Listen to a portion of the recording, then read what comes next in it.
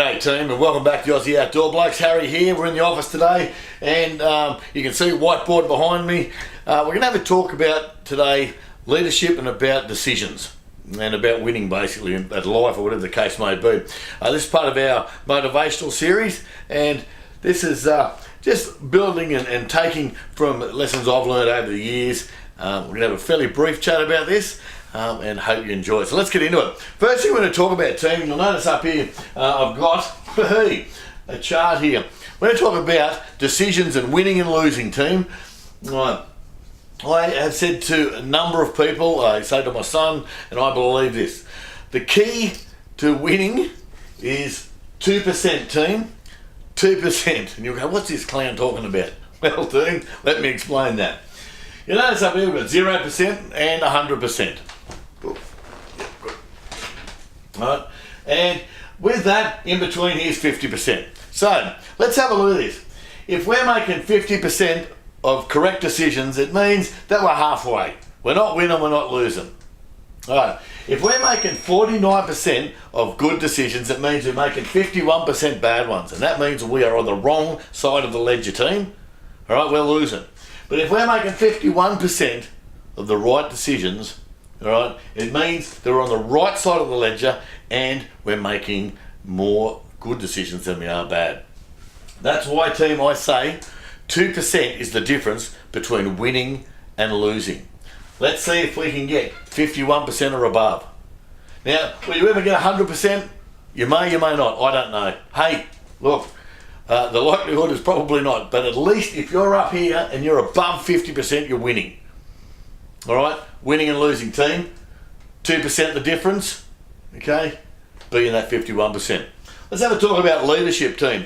Leadership's a real funny one. There's lots of different leadership styles out there, and I'm not going to go into that.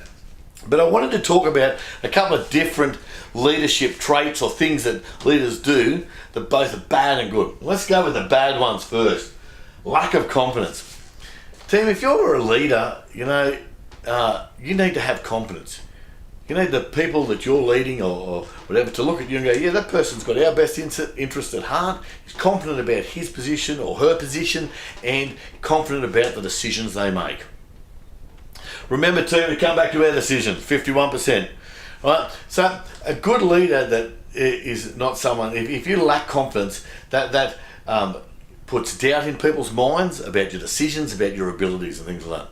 My suggestion to you, if you're lacking confidence and you're a leader, get in there, study and learn and educate yourself so you do have confidence in what you're doing. And I refer to my 4-step success video, a bit of a tip there on how to get confidence. And it's about self-discipline, it's about goals and things like that. Indecisiveness. Oh my Lord, this does my head in. Indecisive leaders are horrific. They should be shot at dawn. Why do I say that? Indecisiveness breeds within your subordinates and also the people that your superiors, uneasiness. They don't know what you're going to do. They don't know how you're going to react. It just absolutely creates that much anguish for people, right? That are just looking for leadership.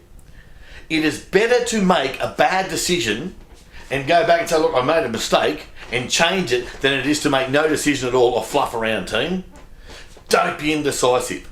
I say it to my cadets. I saw it when I was in the army. Indecisive leaders get eaten alive. I remember when I was a cadet officer, if you're indecisive with those kids, they will just flog you.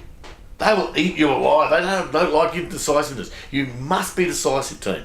So bad leaders are indecisive. Last one, consistency. Okay, oh God, I've seen it before too. Leaders, they try and be a mate, then they're up you, then they don't like you, then they like you. Be consistent, team. If you're going to be, a bit of a bonehead, then be a bonehead all the time. If you're going to be happy all the time, be happy all the time. But don't chop and change. I worked did a job in a correctional facility. And one of the advice that we were given, and it was a really good one, criminals, they like uniformity, they like regimentality. Right? Don't chop and change. Because you just annoy them and they just switch off. Same with people that you lead. If you chop and change, people don't trust you. They won't, when the crunch comes to it, go over and above the call of duty to do what you ask them to do. Let's have a look at a good leader. Not afraid to listen, team. Not afraid to ask instead of telling. These things that you need to be confident in yourself about, confident about your position. Just because you're the leader doesn't mean you know everything.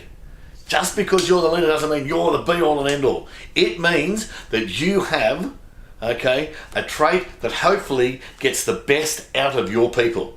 Not out of yourself, out of your people.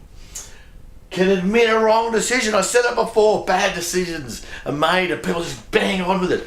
No, good decisions, good leaders. They go, hey, sorry team, balls that up. Hey, really sorry, let's change and move in this direction. Again, in line with being afraid to listen. I did a job once, I'll never forget. And the gent that, one of my men was a professional outside in Civvy Street in this field. And I said to him, man, how do I do this? What do you reckon? He told me, oh, you need to change this, you need to do this. Right? That job was an exceptional job because that person's knowledge I was able to use. Oh, I did what a good leader does. And I'm not saying I'm the best leader or anything, I'm just saying as an example. That's about using your resources to get the best out of the people that you're leading. Okay, confident and consistent. Don't be chopping and changing.